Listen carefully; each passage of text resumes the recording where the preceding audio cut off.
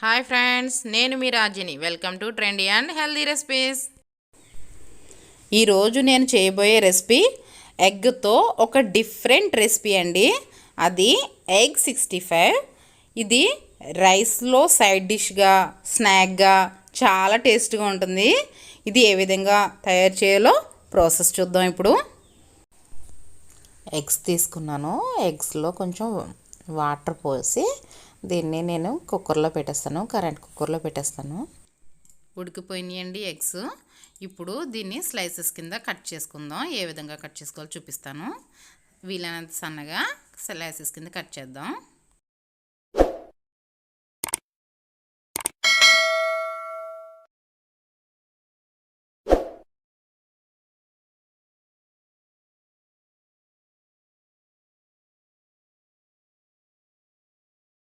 ఈ విధంగా అన్నీ కట్ చేసుకుందాం.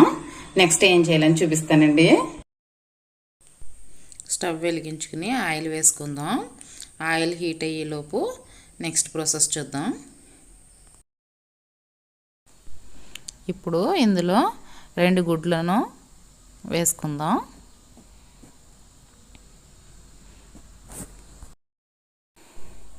దీనిలో కారం, పెప్పర్ పౌడర్,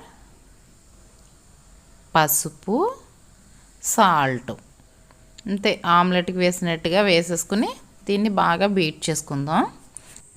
మీరు కావాలంటే ఇక్కడ కలర్ వేసుకోవచ్చండి, రెడ్ కలరు. నేను యూజ్ చేయట్లేదు. 1 స్పూన్ కార్న్ఫ్లోర్ వేసాను. దీన్ని బాగా కలుపుకుందాం.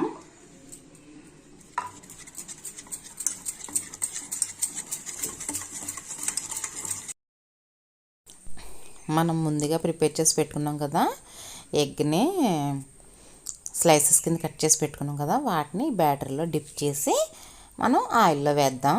ఇది చాలా కేర్ఫుల్గా చేయాలండి. అది ఎక్కువగా కలపకండి, కలిపితే దాన్ని మళ్ళీ అందులో ఉన్న సన్న ఎల్లో బయటకు వచ్చేస్తుంది. చాలా కేర్ఫుల్గా తీసి ఈజీ అండి, ఆయిల్లో వేసేయచ్చు. మనం చేతితో వేస్తే ఇలాగా తోకల కింద అది వస్తుంది. ఒక ఫోర్క్ తీసుకున్నాం అనుకో, ఇంకా ఈ తోకలు లాంటివి అది రాదు.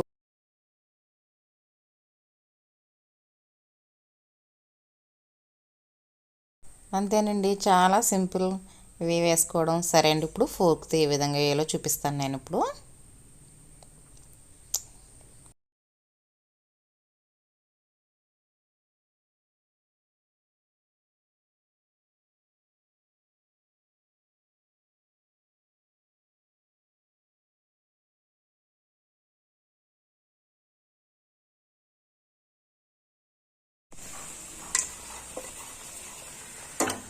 ఇలా ఫోర్క్ తీసుకుంటే చాలా ఈజీగా వస్తుందండి.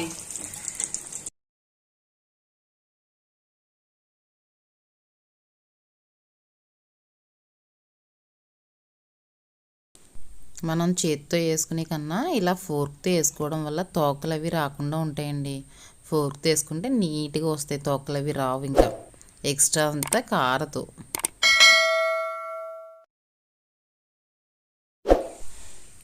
ఏగిపోయినాయండి, ఇవి తీసేసుకుని మళ్ళీ వేసుకుందాం.